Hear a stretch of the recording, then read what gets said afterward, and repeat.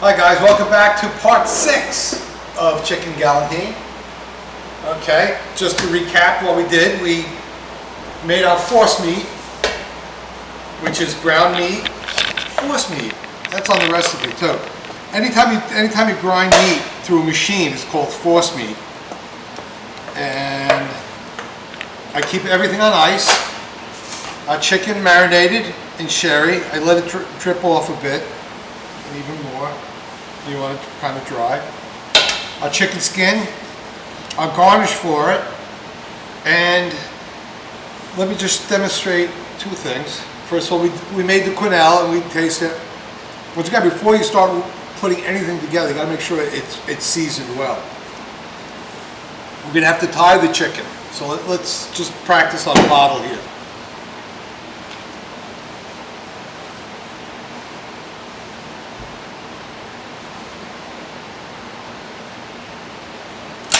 Cut the string and wet it.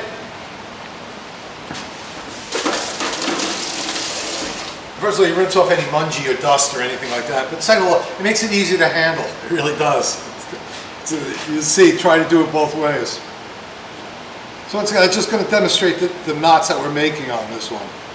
Now this could be used, once again, we're making a roll-on, a roll. And if you're doing pork rolls or beef rolls or anything like that, it's the same technique. Right? So you tie it at one end, you hold it like this, you slip it underneath, and you bring it up through. Center it, then you do the same thing again. Center it, and you bring it in again. It's pretty simple. When you get to this point, right, you can tie it around like this, and just quickly knot it. It's a little short, but it will work. Okay, that's basically what we're going to be tying it like. Okay, once again, just to keep it simple. You tie it at one end, hold it up, slide it underneath. Get this. This is very rolly. Yours won't be that rolly. Then bring it up. But the key point too is, have to push it on. You'll see, like here, if you make it tight, no problem. Here, you squeeze it, so it's a gentle thing. You'll see gently when I roll it how easy it will be. Okay. Not very complicated, but a good knot. It's a good system. Something you can practice once again at home on a bottle.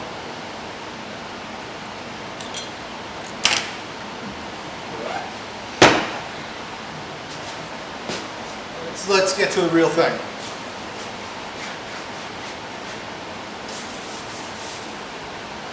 Gee, it's very cold.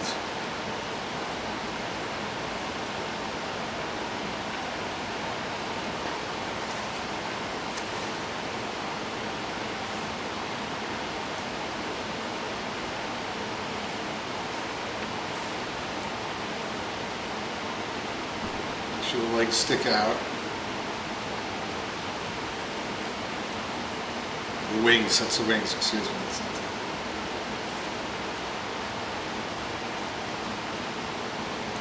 You know, the best way to roll this, the best way to roll is this way. You can get about that large. It's not too bad. Take the force meat, take our garnish. This is actually a little too large because this is a small bird. Let me just put these in half. I should have small diced earlier. You don't want to add too much garnish, especially this is salty. So. In class, we might be using Spam too. It's hard to say. We use what we get.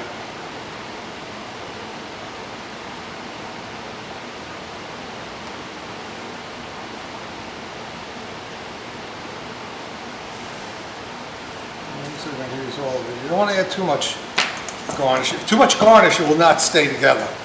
It will not hold. So let me just give this a mix and take a look at the ratio.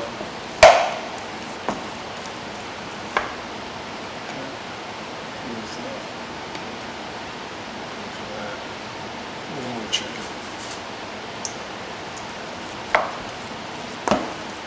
Yeah, that's what we're talking about. What I'm doing now too, I'm folding. If you notice I'm not doing, this is called a fold. The bakery does that a lot. You use that a lot in the bakery, this type of, you're gently mixing. We just want to mix things. We don't want to break anything up. We don't want to over mix it or anything like that. So you just fold it in well though. And we got a lot more filling than we do have chicken. Like I said, the chickens themselves, which hold on for a second, I got another one. Let it run.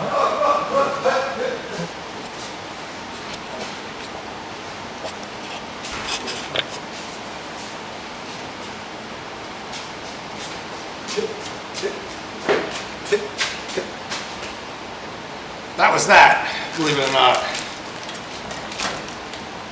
But the reason I got this though, I want to show you how small it is now again. This is what we started out with. And maybe I'll clean this one again, so you once again as a refresher for you.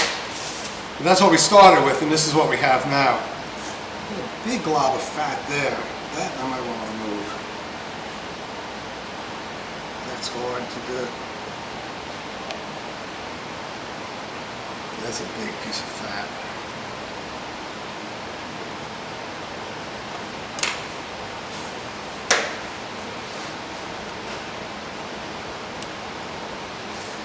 We got what we call cheesecloth. I think you guys use this for like mandu. I don't know what this is for in Korean cooking. This is awful big.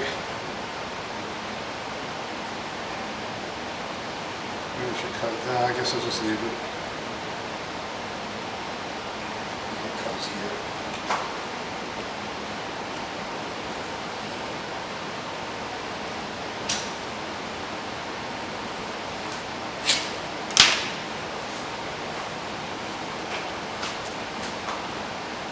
About the size of a cutting board, that's good. Wet it. It's going to make it easy to roll and handle. And clean off any kind of chemicals or money or anything like that. No soap. Don't do that, because you could ruin the whole thing.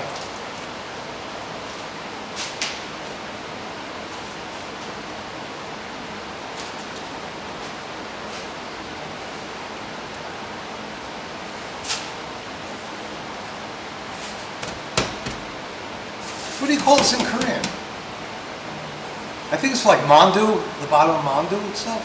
Gyeongbok. Okay. Cheesecloth is what we call it. It's basic cotton. Basic cotton cloth.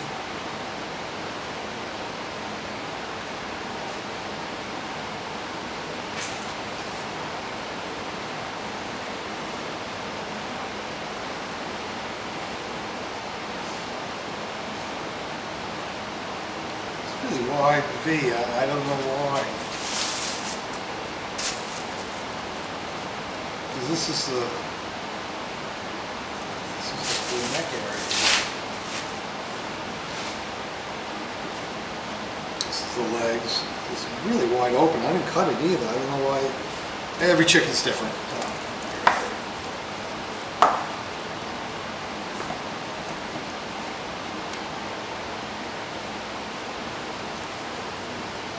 Best thing to do is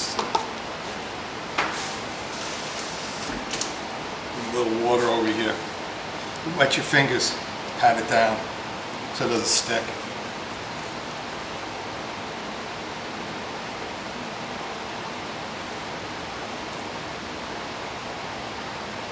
If you don't wet your fingers, it's dry.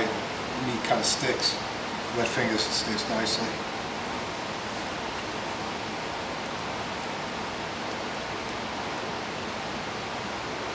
It's hard to judge this. What you do is you leave, once again, you guys are pretty familiar with kimbap, so you leave a little lip there. You bring it to the ends. The ends are never going to be pretty anyway.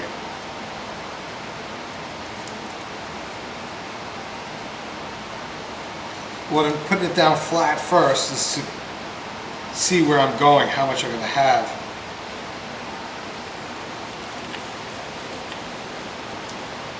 This is a big piece here. It's way too big.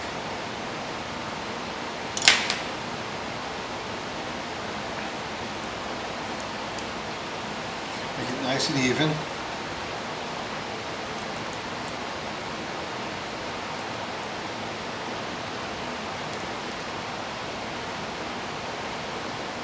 Looks like we do a little more.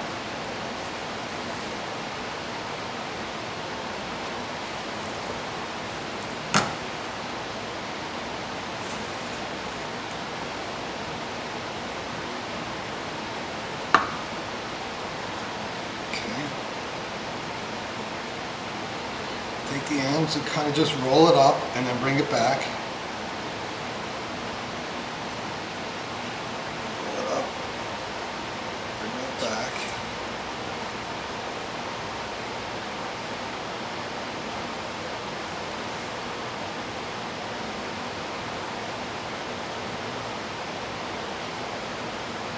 Make sure you get these ends out, where you got to pull these out, make sure you get them out. Then do the final roll. Ooh, I just want to show you. Almost just a little too much. Now you see how that is there? You want to make sure that's closed. The ends are not that too much worried about. That will break open.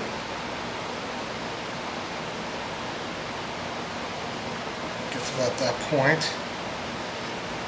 Easy cut off.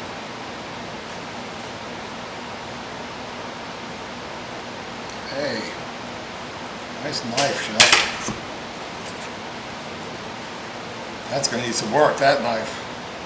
I use it a lot. I just cut the paper with it. I've cut a lot of things with it. So.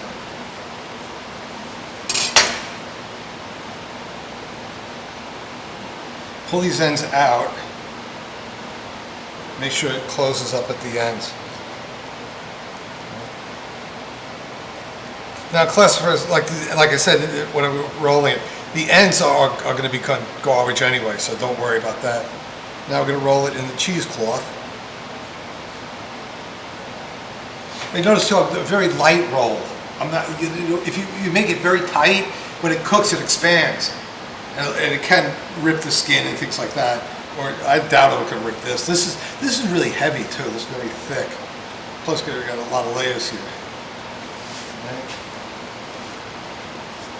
Gently roll it.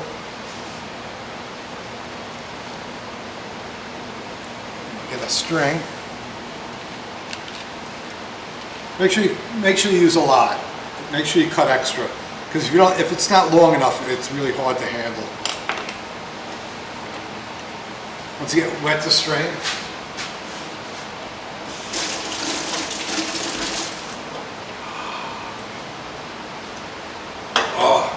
the outside's very hot. At least we have the air conditioner today. There's some discoloration on this. I don't know what that is. I hope it's okay. I'm going to cook it, so.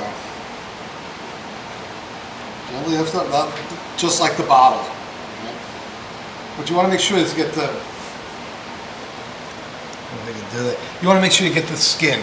You want to make sure you close it up at the end here.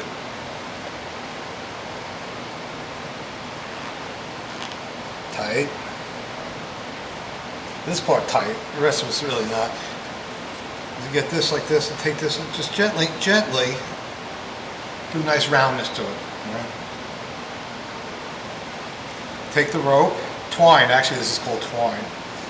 Underneath, up, through. Make sure you get like all your knives away from this when you're doing this, because you get the knives and you'll see you throw them all over the place. Work safe. Keep it off the floor too.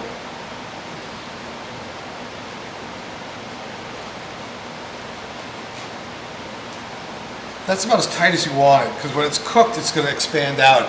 You really don't want to, if you make it too tight, you're going to get these lines in here, and when you cook it, it gets really a lot of lines in there. You really don't. It's going to have some lines, of course. It's handmade. It's not machine made. You know, so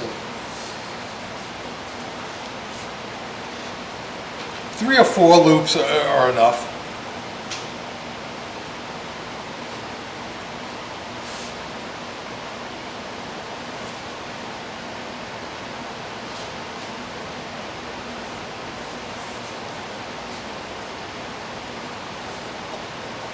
So we're going to go 4 with this one.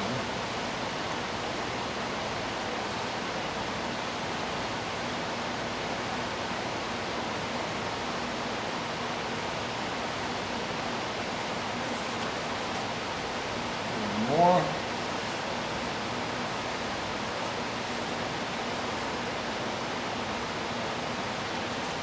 This is a good technique, especially if you're going to be stuffing pork loins or anything. Now at this point here, once again, feel for the gogi. Put it through.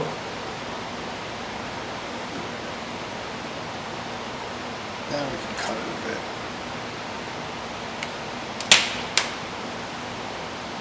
It's too short to work with, it's a pain. This is going to make tight at this end here.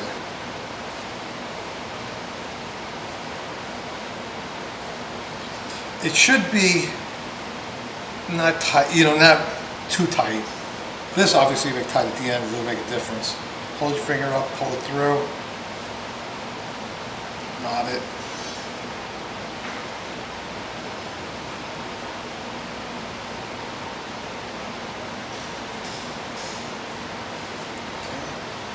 This we can cut off.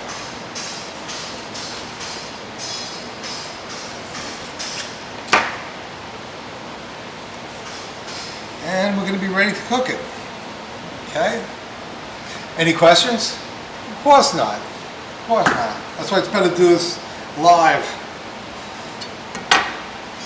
You think you guys can do this? You think you guys can make this? We're going to try it next week. Hopefully week 3 we get in. You're going to get a chicken and some Spam. And you're going to make something very special. Okay, let's focus over here. Our stock is gone. Nicely. Oh, nice color.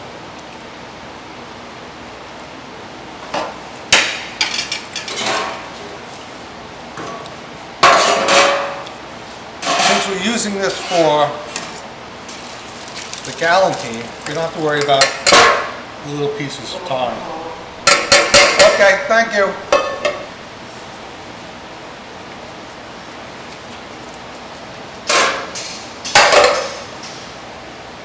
You paid already, right? Yeah, I ordered pizza. Lunchtime coming in. What I'm going to do now is rinse the bones. Yeah, pizza for the boys, huh? Yes.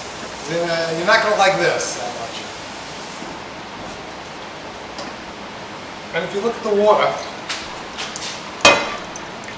it's kind of a chicken stock. It's a light chicken stock once again because we need enough liquid in here. I'm only cooking 1. I'll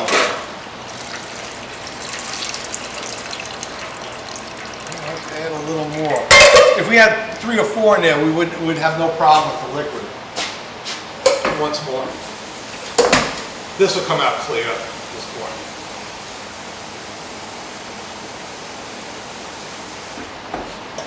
Pizza. Boys are hungry, I'm sure. You have breakfast? No? Yes? Yeah. Good boy, bad boy. You live at home, right? Yeah. Do you live at home or one room or something? Sure. Do you live at home? Yeah. And your mother doesn't feed you? Oh. That's that's Oma, Pecopa, get out of here, kid. Go to school. Okay, so what we're gonna do is, that looks like we have enough liquid. What you really want is, especially at this point, a very strong stock. Put this over the heat. Gonna bring that to a boil for several reasons. One is sanitation is the most important reason. But we're gonna shallow poach this.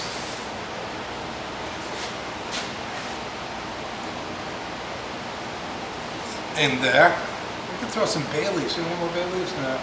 No, I don't think we have any more. You could put more bay leaves in there, some white wine, things like that. There's some white wine in the refrigerator.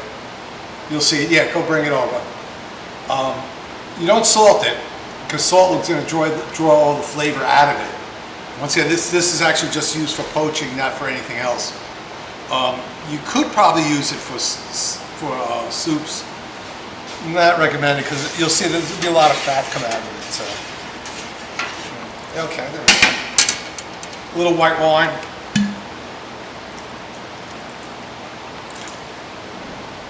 There is a tomuchu, right? Oh.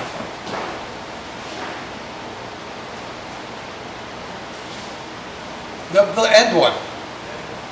Or is that cloves? Clove? Yeah, no. Oh, bring the cloves over anyway. Bring over a clove and bring over garlic. This is actually something very important for you guys. Up on the face. We use this in the pate spice, right? And cloves itself very strong, very aromatic. I've seen some translations in Korean about chicken stock saying add clove and garlic. This in English is called a clove of garlic. Very confusing. One is a clove. I don't know what you call it in Korean. What do you call one? And what do you call all of them? Louder, please, so the students can hear.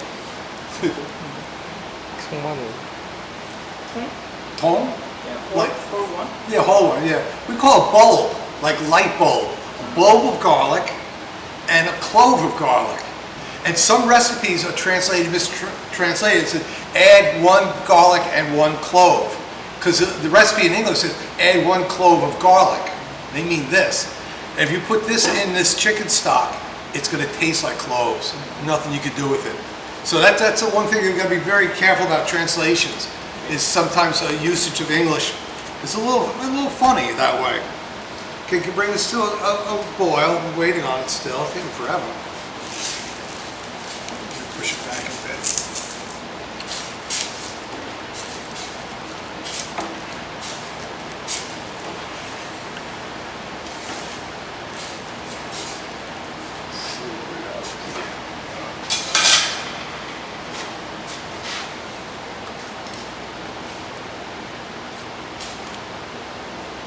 Good. It's a little weak. It should be a strong one.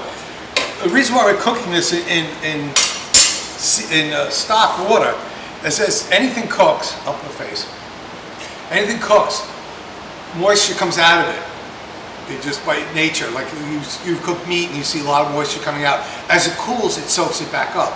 So what we're going to do though, we're going to cook this in the stock, and we're going to cool it in the stock, in the refrigerator, so when it's done, we're going to cook it. How do you tell if it's done? In English, it's 20 minutes per pound. So it's 20 minutes per 500 grams. So this is going to take 40 minutes. It's about 2 pounds. It's about a pound or so. So we'll see. Once again, it's hard to tell. I have a thermometer, but this stuff is way too hard. You can't get a thermometer through here. So it's going to have to be by weight. Now we got this boiling, all right? We're gonna add this and pull it out, roll it down, and get something just to get the booch on there.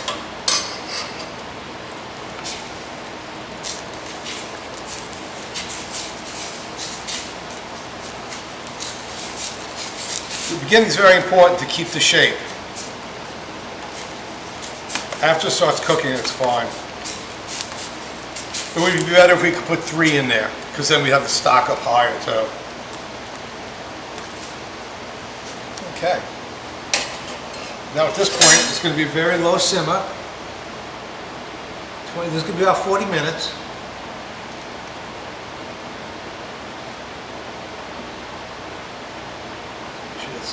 If it's too hot, it will bust. It'll break right open. This still might be a little too hot. Again, the beginning part's very important. I got to keep my eye on it. Okay, about 40 minutes is going to take to cook. This is the end of part 6. All right, part 6, and I'll see you in part 7. Okay, thank you very much.